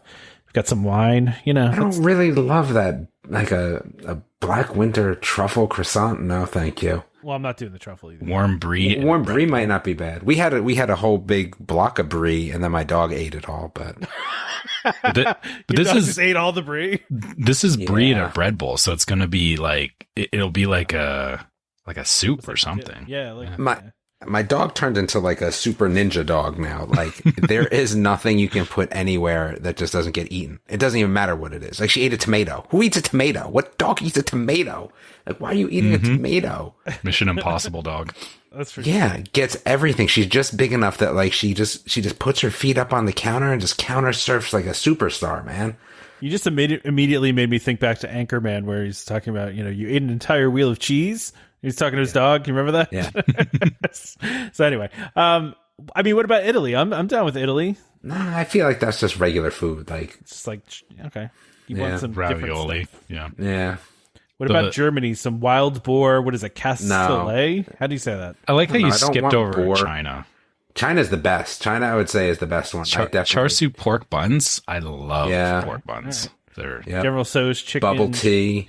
Yeah. Yeah, that's where I'd be. I'd be at China and the deconstructed dish. Those are the 2 ones I'd be looking at. Oh, I remember this Pop Eats one from last year though too. They had like they were doing tomato soup and grilled cheese. That was, you know, which I mean, if you're gonna do grilled cheese, you got to like elevate it, right? It can't just be like grilled cheese. So I'm assuming it's something special. I would hope. Better be. I mean, grilled cheese can be pretty gourmet if you use that special cheese. That's true. You can make a really gourmet of some sort. Well, yeah. I mean, cheese can be super expensive. Yeah, for sure. So I'm trying to think what I mean. They got empanadas at this one. Empanadas. I'm always good with the house-made empanada with chorizo. Are you talking the Encanto Coquina, the Colombian one? Yeah. That's. I actually like the fact that they're doing like I know they're pushing Encanto. Obviously, but you know, I think it's good that it's giving them a reason to shine a light on something like Colombian cuisine. I really like a lot of South American cuisine. I had a bunch of coworkers that lived in like they came from Venezuela and Brazil and stuff, so they were always bringing us food that they would make at home, and it was always so good. Like I would definitely stop by this one and check out what they're doing. Yeah, no, for sure. There's a lot of interesting ones on here. I'll be interested to see the full menus. And of course, we like talking about food. So as soon as the full menus come out, we'll talk about all the food and all the different items on there and go through the ones that we're in on and out on like we like to do. So, but yeah, there's some interesting booths, Trevor. I think you got your work cut out for you. Yeah, the hard part's going to be convincing my son that we need to stop by all these places because he's not, he's still a teenager and will want to, be going on rides and doing stuff, right? And when Dad's like, wait, let's stop by another food booth, right? Wait, he doesn't want to eat though? I thought I thought kids just at that age just constantly eat. I thought that's true. He is hitting that age where he's he's doing that thing where he gets ravenous and cleans out my pantry without me noticing. So yeah, I mean, I guess maybe that this might work out, but the other part too is I need to, he is fairly adventurous, but he's not as adventurous as I am in trying different things. So part of it will be me convincing him that it's okay to try something that he's never had before. Gotcha. Yeah. That's interesting. Yeah. And I'm not all that adventurous either. So I understand that. So see, honestly, I could hit up every single one of these booths and find something, I'm sure. Oh yeah. But, I'm sure. Yeah. Well, we'll have to see what the full menu is going to look like. Right. So yeah. But they're also still going to have poutine over at Refreshment Port too. So it's I'm telling you, Trevor, it's pretty good poutine. I'm just saying. Well, why would you go get poutine? I know. Right. I know. And honestly, it's for me, it's a waste of time to go and get poutine because it's heavy and I could spend my time eating other things. Yeah, no, that's fair. That's fair. It's like Damon always says about like getting barbecue at the parks because like we got barbecue everywhere around here. So it's like, why would we get barbecue? Yeah. Although, by the way, I didn't even talk about this when I talked about my trip report. I did at one point go and get the mac and cheese from Regal Eagle. I didn't get any barbecue. I got mac and cheese. The mac and cheese was fabulous. So I have to say that was really good. So, but again, it's hard to eat at like a place like Regal Eagle if you're doing, trying to eat at these special booths. It's like, why do I want to go to the place that's there all the time when I can go to the special place that's only here for X amount of time, And especially when you know that, what they're offering, if it's something heavier, you don't want to go and eat that and then you're full and you don't want to try anything else. Yeah. Exactly. That's the tough part with Space 220 right now because you definitely should do it, but it's also going to like fill you up for not doing this other stuff. So yeah, I need a food budget, but not in the way that you think. You need a food budget for your stomach. I need to budget space, not money in this case. Yes, exactly. Correct. All right. So why don't we go ahead and do our second ad? Okay. And then we can wrap this thing up with some Disneyland stuff. All right, so our ad this week is for Monera Financial. If you're looking for financing for your DVC resale purchase, we talked about DVC resale market earlier. If you're looking to finance that purchase, look no further than Monera Financial. Monera, a World of DVC company, is the industry leader for financing DVC resale contracts. Monera offers lending with no credit checks, often very low down payments, terms as long as 10 years, and no prepayment penalties. If you're thinking of purchasing a DVC contract, go check out their quick online quote first. You may be surprised at just how affordable joining DVC can be. Go to monerafinancial.com or call 317-245-8800, and when you speak to them, be sure to let them know that Welcome Home sent you. And tell them that they need a drop down on their website where you can just select our name. We're obsessed with drop downs right now. This is our current obsession. Yeah. So this is the thing this week. Yeah, this is our thing this week. So all right, so truthfully, there's not a lot to talk about with this Disneyland stuff, but there's a little bit in here. I mean, and I don't know a lot about these events because I'm not on the Disneyland side of things. So yeah, Disneyland updates. So yeah, there's the Disneyland After Dark is they've expanded it, which is that like an after hours event? Is that it's Disney After Hours, but it's they have themed nights for it. So they do like villains. So that's where you get like the villains parades and stuff like that. They do Star Wars. They're basically after hours parties. So nothing that you haven't seen in Disney World before. It's just depending on the time of year you go, you just may want to pay attention to that so that you get, or that you're seeing the stuff that you want to see, right? Like, I guess if you're expecting Star Wars and you go and you see all the villain stuff, you may be disappointed. I love the idea of the themes, though. I don't know why they don't do like themes at the Disney World ones. I mean, maybe they will, but that's like such a great idea. I think again, it's a little. This is the thing with Disneyland is because there's a lot of locals. A lot of these after dark events are more appealing to locals, I think, than tourists. So they definitely try to shake it up so that people are coming back more. But, honestly, they could do the same thing all year, and I'm sure it would be full too. Disney World, again, it's a little different that, they kind of like Festival of the Arts and all that stuff that, they want to run that stuff for as long as possible because they know that people are coming from all over the place to hit up these, or there's more tourists than there is in Disneyland. Yeah, that makes sense. Yeah.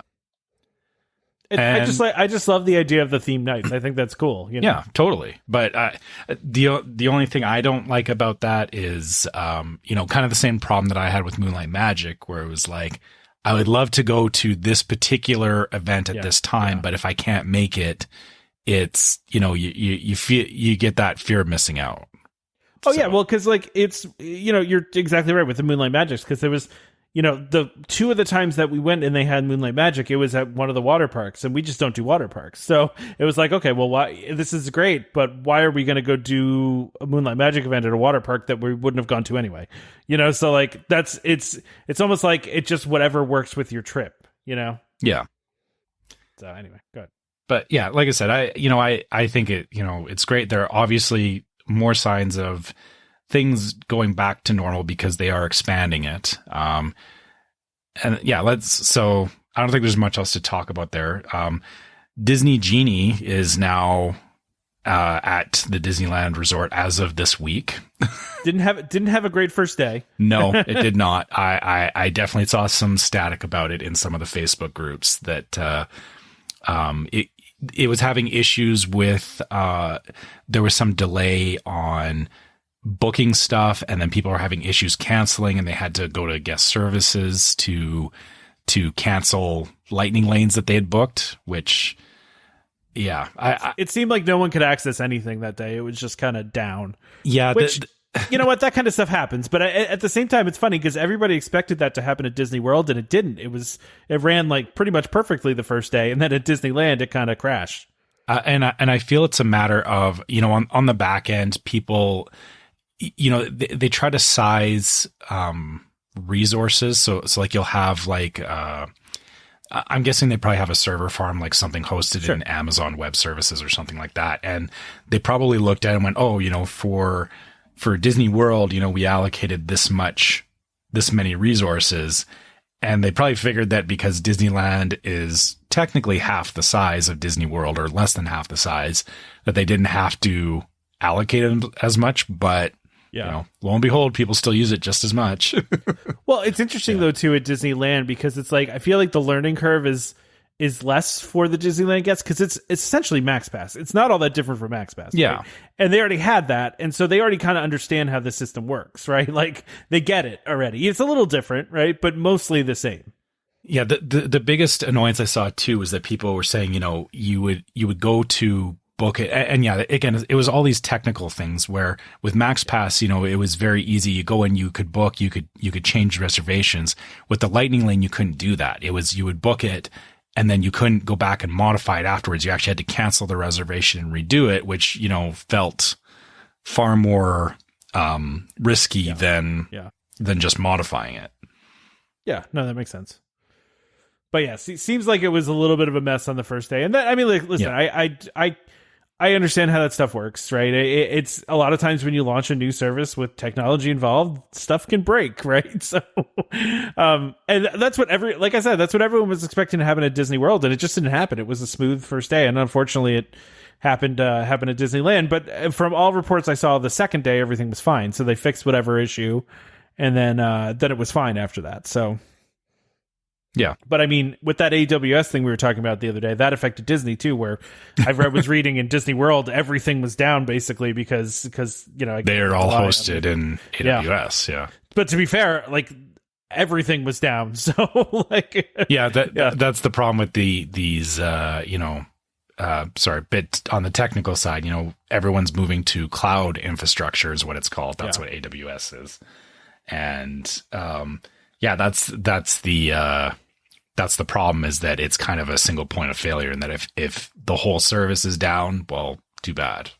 That everything goes down. And Disney relies on, on that stuff to do pretty much everything, to get into the parks, I saw people were having problems getting into the parks.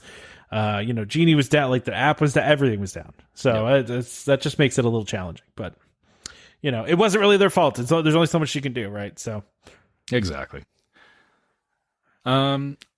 Okay, let's talk about some of these things returning to the Disneyland Resort. So there's a bunch of shows. There's some old shows coming back, and then there's some new stuff coming as well. So I guess we'll start with, so just looking down the list here, the highlight, or it says entertainment returning, including Celebrate Gospel and Tale of the Lion King. So I don't know what either of these shows are. I guess is the first thing.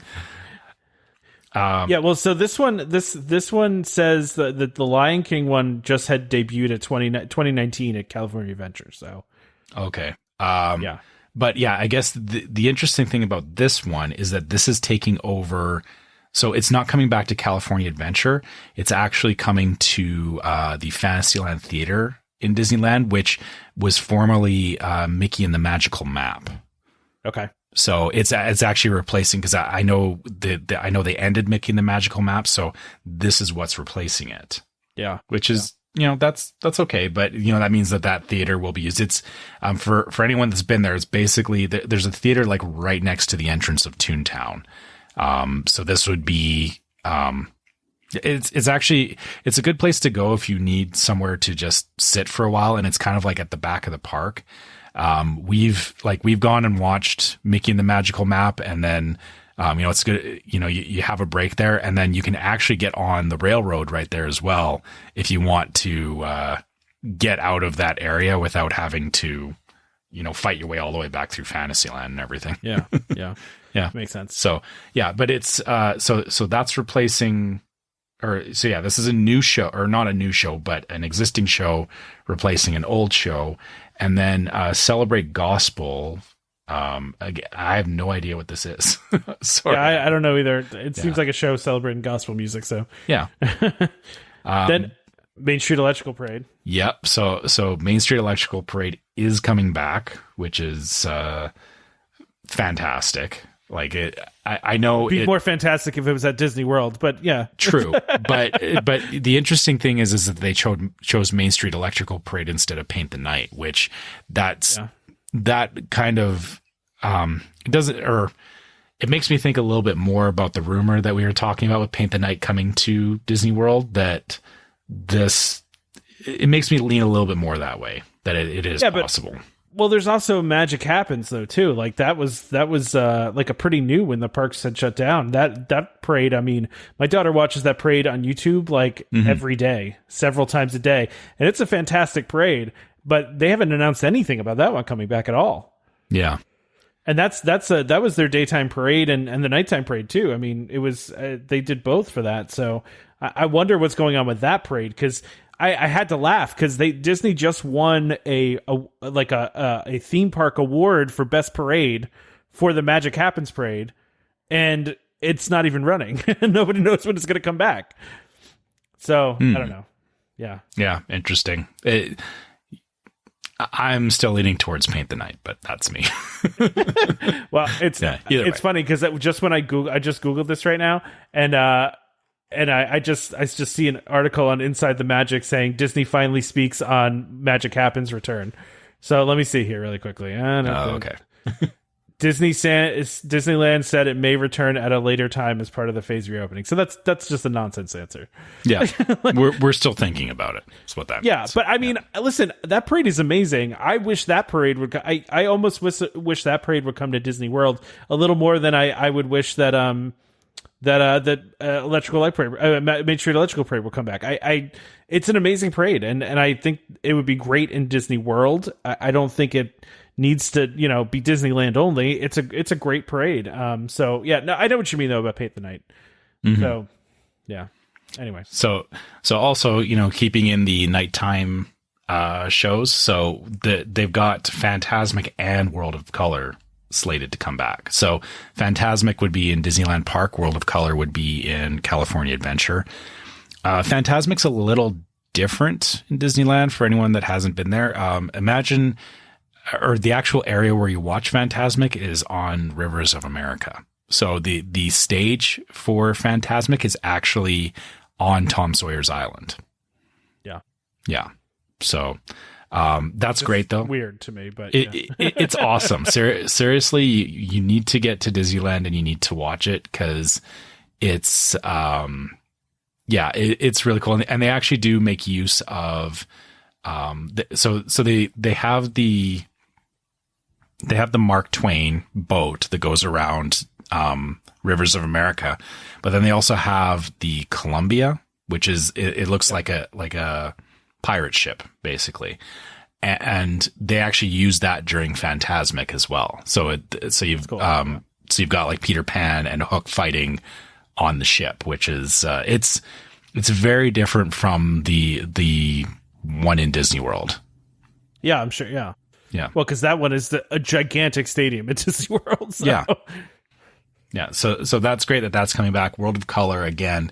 I realized that, every time we've seen World of Color, it's always been, I've seen a couple of different, they've done a few variations of it, but it's always been, it's such a good show. And I feel like that they don't, they do advertise it, but it feels like people don't, they don't talk about it as much as some of the other shows.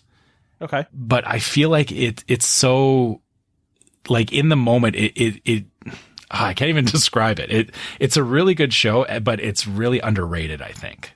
Okay. Yeah. So, yeah, make sure anyone planning to go to Disneyland, make sure you guys see it. For any of our listeners that are on the West Coast, you know what I'm talking about. You've seen World of Color. It's interesting though, because like I feel like I've seen people complained about, because this is just like a light and water show, right? Like are there fireworks with this too? There's pyrotechnics. There's not fireworks. Okay, because I mean, I've seen Disney World fans, obviously Rivers of Light got canceled, and that's pretty much what that was. It was a water and light and effects show, right? There were no fireworks. And then like with even with just Harmonious, people were complaining about Harmonious because it's very much around water and lights, and although people complain about Illuminations with that too. So it's just interesting to me because I think World of Color has such a good reputation and is so well loved. And then, but for whatever reason in Disney World, there was a vocal group of people that hated the things that were just, water and lights and stuff. Again, though, this is not, I feel World of Color better refines some of the things that, yeah, like you said, it's a water show and it's lights, but, the whole show is, so I guess the way I would say it is like with Harmonious or any of those other shows, it feels like they added in certain effects as it went along. Whereas World of Color it's specifically designed that they're using the water effects and the lighting and everything. Like it was designed for that purpose. So I feel it does it better because it doesn't feel like it was another show and then they tacked that onto it. Right. I gotcha. Yeah. That makes sense. Yeah. By the way, I was just reading even more about Magic Happens because like I said, I've watched it a couple of times. I didn't realize it only ran for 2 weeks before Disneyland shut down. It was 2 weeks. Wow. Yeah. But I mean, if you haven't watched that one on YouTube, Trevor, watch it. It is a fantastic parade. Okay. I'll check it out. I mean, especially at night. I think it's even better at night than it is during the day because the floats are really excellent. But Paint the Night is great too. My daughter likes watching that one too. So if they brought that to Disney World, I'd also be happy with that. Yeah, like I said, for me, Paint the Night, I specifically have memories of watching it in Disneyland. So, I'll check it out, but it's going to be hard to convince me about Paint the Night right now. I get that. Yeah. Wait, and maybe I'm ignorant on this. I feel like I should know this. Did Magic Happens actually replace Paint the Night? I don't know. I guess so, because the thing is Magic Happens runs in Disneyland, correct? Yes. Yeah. So Paint the Night actually moved over to California Adventure. Well, that makes sense then. Okay. Yeah. So that, I guess that's the thing, is that that's the difference. Yeah. Paint the Night is still there, or it was still there, and it was still in California Adventure. So it wasn't that Magic Happen booted it out. Gotcha. Makes sense. That makes sense. Yeah. Okay. And then I guess last thing on the list here is, so yeah, we've been talking about water shows and everything, but Disneyland Forever fireworks are coming back, which, I mean, who doesn't like fireworks? So yeah. Do you think this is I think it's interesting that they just did like a news dump of like a bunch of stuff is coming back to Disneyland, where I'm like, I'm feeling as a Disney World fan a little like left out here. Like I know we just had D23 and they announced all this stuff coming back, but I feel like I want more. Give me more. Like, you know. Yeah, but you know, to be fair, Disneyland was like a lot of these things. They haven't had a lot of these shows for a long time. Like Disneyland has been Disney World has been gradually getting them back, whereas Disneyland felt like, you know, they opened the parks and they were just dealing with a lot of logistical issues and just getting getting by. Yeah, and just getting people back in the parks. And so I understand why they did this. I feel like I think Disneyland, they were waiting to do this, but because of all the speed bumps they were running into, they kind of had to hold off on it. And then they finally just hit a point where like, okay, we're good. You know, here's everything. Let's do it. Here's everything at once. Everything's coming back. You know, like, yeah, that makes sense. So yeah. All right. Anything else you want to talk about, or should we wrap this thing up? Yeah, I think we're good. I think we covered quite a lot today. So yeah, great. I'm good to wrap this up. So let's wrap up. All right. So as usual, if you guys want to get a hold of us, make sure you reach out to us at welcomehomepodcast@gmail.com. Send us your questions, send us trip reports, anything like that, you know, even questions for our sponsors like DVC Rental Store, DVC Resale Market. We love hearing from you guys, and we try to respond back as quickly as we can, or you may hear us actually read your question out on the show. So if you want us to talk about anything, that's a great way to reach out to us. If you guys want to follow us on Facebook, make sure you find us as Welcome Home Podcast. And if you want to join our Facebook group, it's Welcome Home Disney Waitlist. And you can get in there and see all the conversations that our listeners have and interact with us that way. You can also follow us on YouTube and Instagram. YouTube is, again, Welcome Home Podcast. Instagram is Welcome Home Pics. As we were talking about with trips, you'll see us post stuff on Instagram as we're going around the parks. YouTube is a great place if, whenever we do live shows or live streams, you can always catch those on YouTube if you miss them and keep up with stuff that we're doing that way. And if after all this, you're interested in maybe getting some Welcome Home Podcast merchandise, make sure you go to store.welcomehomepodcast.com.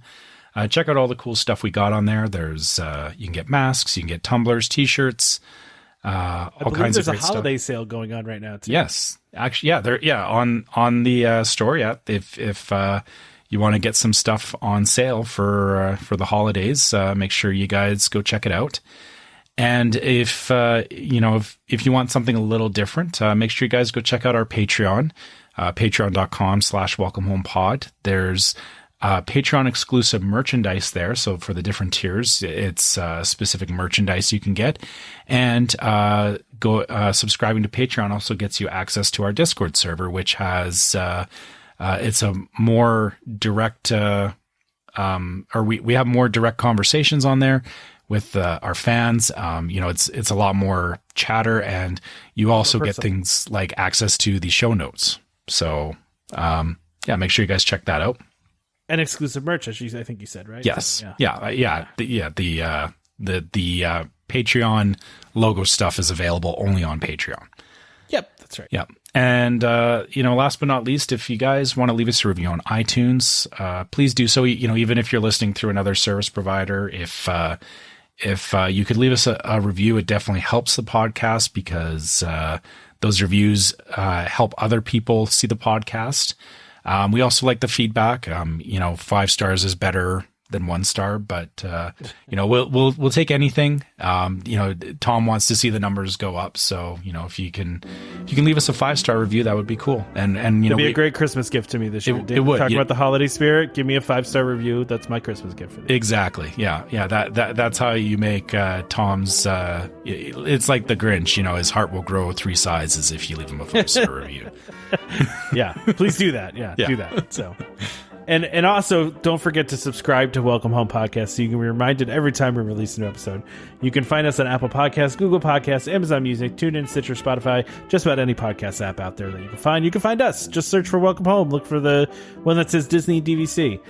Just a reminder to our listeners, Welcome Home Podcast is for entertainment only. We are not employed by the Walt Disney Company, and as such, all opinions we express on the show are our own. So please consult a DVC representative, a Disney cast member, for more information about anything we talked about today. Huge thank you to, first of all, Kerri from DVC Rental Store for coming on the show, answering all the questions that we had. She was great. She's the best. Please reach out to them if you want to rent points or if you want to rent out your points. Go check them out. But also thank you to our sponsors, DVC Resale Market and Monero, for sponsoring this episode. Really just World of DVC in general. Thank you to them. They are our overall sponsor, and we appreciate them supporting this show this year. And actually all the years that we've been in existence, they've supported us. So we appreciate that. So join us next time for more parks discussion. Of course, more DVC talk. We hope to see you all real soon. This is Skipper Albert Awol, the voice of the jungle, signing off from Welcome Home Podcast on the DVC. Do a huddle when we hit a chair. How she can cuddle is no man's affair. I looked around from pole to pole, found her in a sugar bowl.